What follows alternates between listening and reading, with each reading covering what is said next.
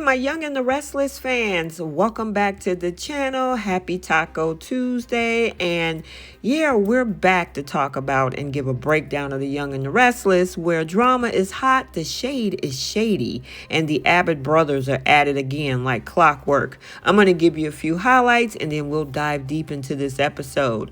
First, we got Jack sick of Billy's drama. Diane fights for Kyle, and Audra shows a little bit of heart. Yes, Audra. Yeah, she actually might have feelings. Who knew? So without any further ado, let's go ahead and jump into the recap of this episode.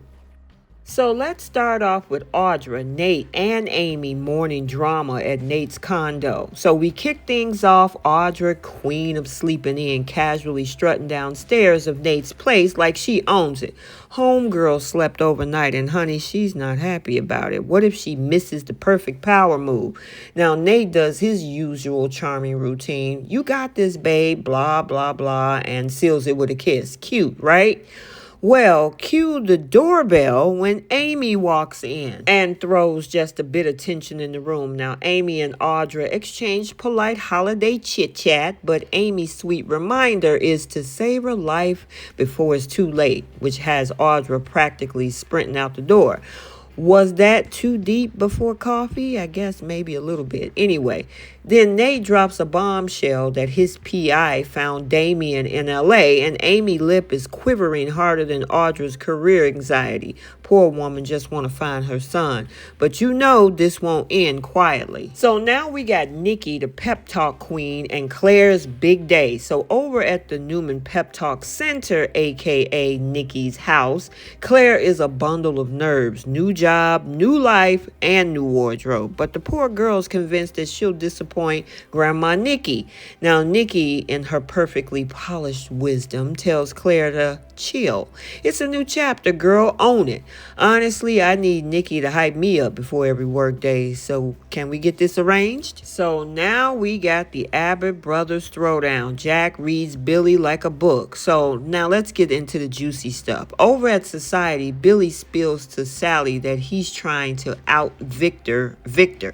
And boom, just like that, his key to this, so he thinks, Jack walks in. Billy flips the script real quick, hitting Jack up for support like he hasn't already burned that bridge 1,000 times. But Jack listens, but the man is done. He hits Billy with the ultimate truth bomb.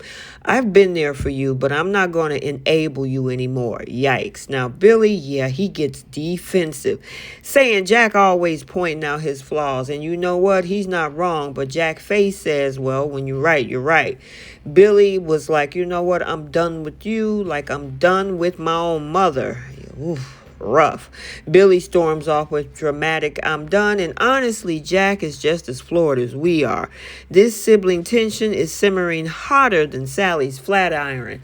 But at my point, if you want to cut him off, I mean, him and Phyllis belong in the same category, where their friendships and their requests, if they don't get answered, they cut folks off. Now we got Diane and Kyle's trust issues on display. So meanwhile, over at the Abbott dining room, Diane's still trying to play office musical chairs, and Kyle's had enough. He straight up accuses her of scheming because she left her stuff still in her old office.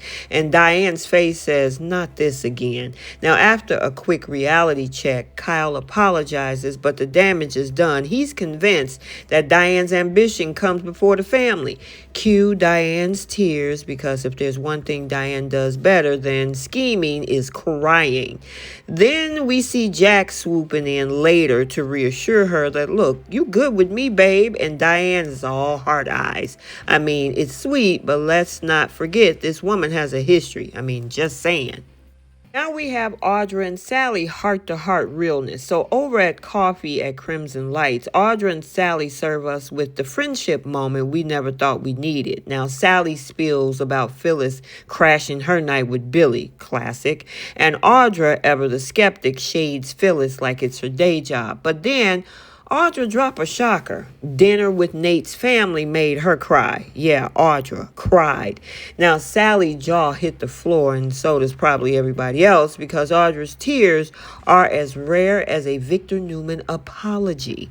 But surprise, surprise, Miss Ice Queen is human after all, and Nate's emotional support actually scares her. Sally, being all softy as she is, calls it love. Audra's like, hold up, wait a minute. I said emotions, not the L word. Deny it all you want, Audra, but we see you. Then the final moments where we got Billy the texting king is texting anyone on everyone who would listen. Phyllis, Sally, you name it. Sally caves in and agreed to ditch work as he told her to let's go play hooky. Audra's actually impressed, and honestly, so am I with Audra's growth. Yeah, anybody?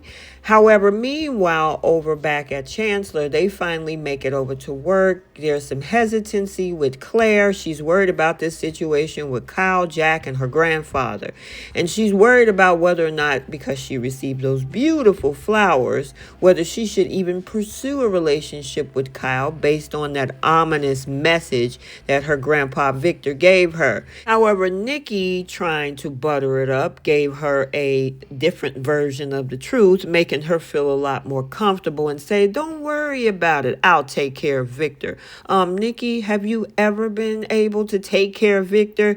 Yeah, I can definitely see a potential problem down the line because Victor definitely do not want Kyle with Claire. Speaking of Kyle, Kyle sweetly pops in, congratulates Claire on her first day with those flowers that he sent, and they seal it with a kiss. Adorable. But back at the Abbott mansion, Diane is still weepy over proving herself to Kyle. Jack is still reassuring her again, and Diane melts into his arm, but something tells me that this trust thing isn't settled just yet.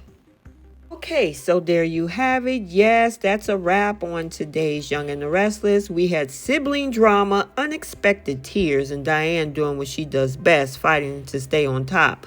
What's your favorite moment? Drop a comment down in the comment section below. And don't forget to like, subscribe, and hit that bell because you know tomorrow's episode is going to be even more chaos. See you next time, Soapies.